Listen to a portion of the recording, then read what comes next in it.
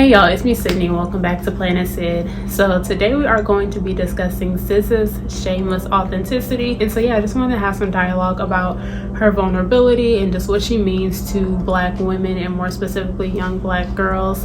And so yeah, I'm just super excited because she just announced that her new album S.O.S comes out this Friday the 9th. So I just want to get this video out. Yeah, I'm actually a pretty late SZA stan. I did not discover her until she was featured on Rihanna's last studio album, where she was on the opening track Consideration, and then soon after that she released her debut album Control, which obviously changed every Black girl's life forever. It sure did change mine. And yeah, ever since then I have been a stan, and over the years I discovered her earlier work and her EPs and her SoundCloud days, and I've just been in love like ever since. So yeah, I don't think it's any words that I can fully encapsulate like my love for SZA and how monumental she was and that album was to Black girls, but I'm gonna try. So the album Control does open up with SZA's mother talking about her fear of losing control, but then also realizing that control just isn't real, like it's not a real thing. And then it rolls into the first track, Supermodel, and let me tell you something about Supermodel, bitch. Like, that is the one song. It's obviously I replayed the entire album, but that one song specifically is one that I always return to. It's just something about those lyrics that just really hit me in my heart. SZA put so many feelings of anger and rejection and insecurity into that song, and it really hit me in a way that no other artist had at the time. And it hit me because I feel like she was putting words to feelings that I never had the language to verbalize or even the agency to. Some of the song starts, she's talking about letting go of an old lover, and then she mentions that she slept with one of his homeboys. And she says it in a very confident, matter-of-fact way, which I'm sure everybody just like loves that line.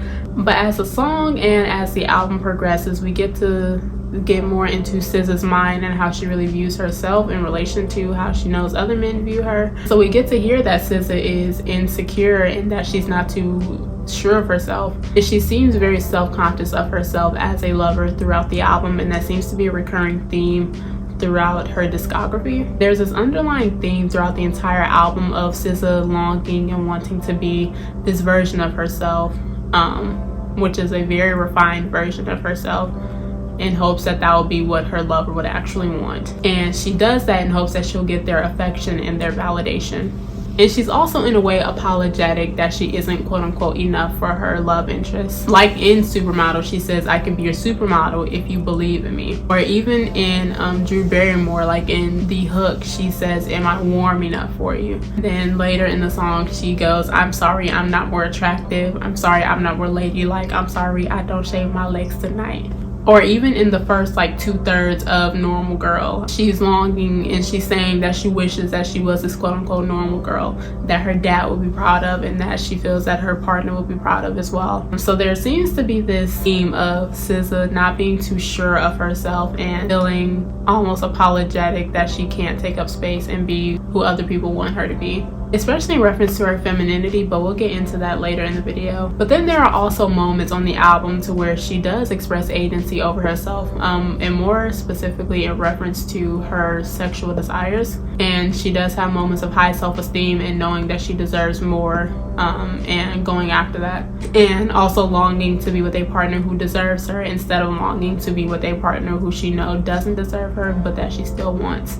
And you can hear this in one of the songs, Doves in the Wind, which is obviously another big one on the album. Control just has something for every emotion that every young 20-something, specifically every young Black 20-something would feel and experience and go through. But it was the first time that I heard those emotions put into words in such a shameless way, because a lot of times as Black women, if we are feeling insecure, like, well, we're not allowed to be anything outside of being strong and resilient.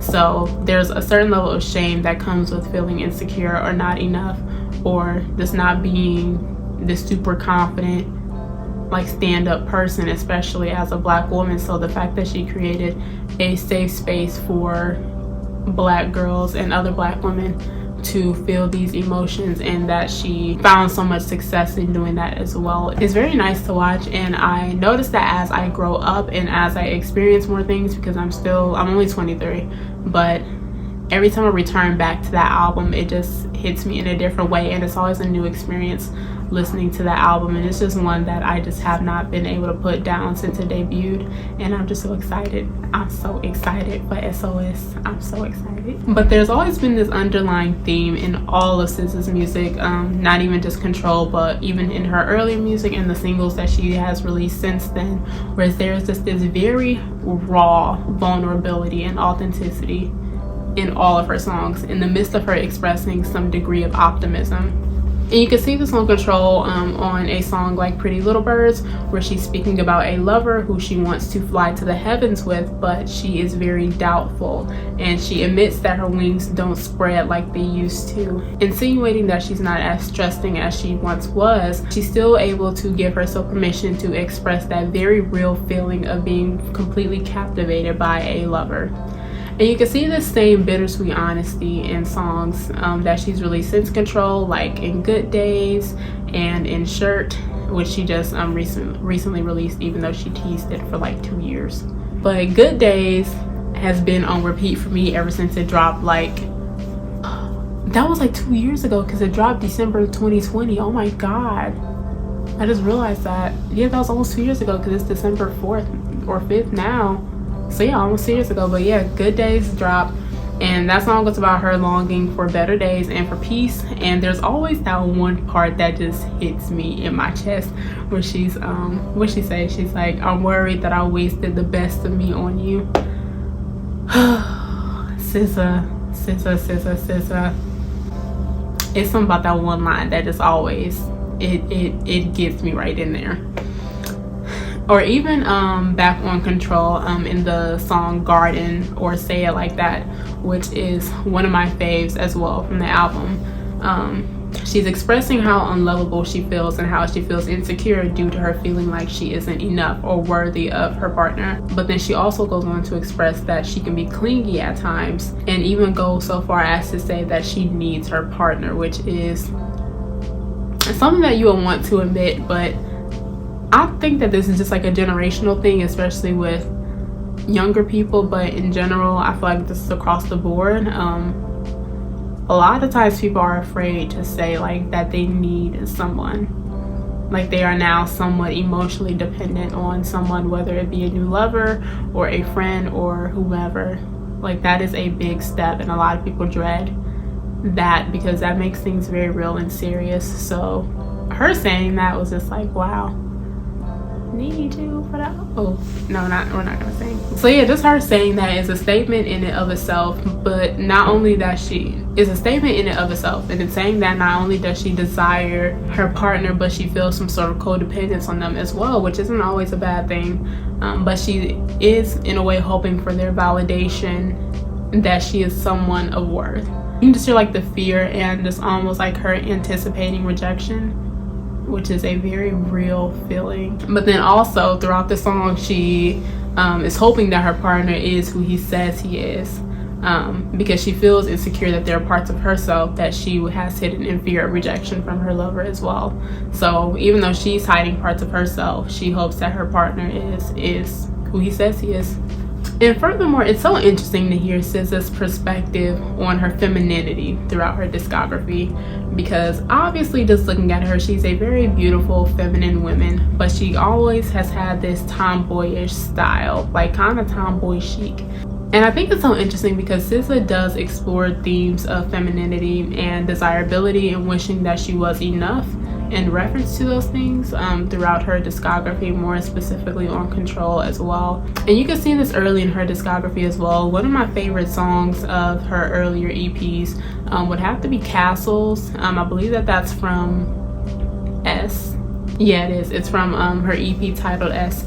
And in the song Castles, which is, if you haven't heard that song, you should listen to it. The lyrics say, I wish I was prettier for you. Maybe I'll understand when I get older. And then she sings, none of my panties match, my mama hates it.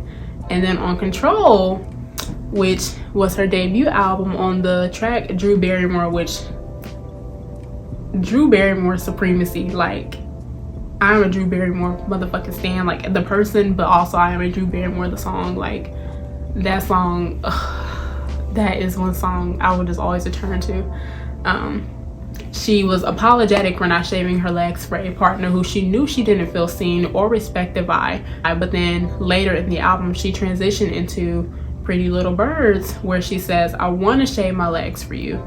So Drew Barrymore will always be like the standout track to me because it just perfectly encapsulates the feeling of low self-esteem and the inner turmoil that can brew whenever you choose to pursue and stay with someone who you know does not value or respect you at all. And she also just perfectly puts verbiage to the feeling of how conflicted she feels, because rightfully so, she feels angry, but she feels angry at herself, but then also at her partner.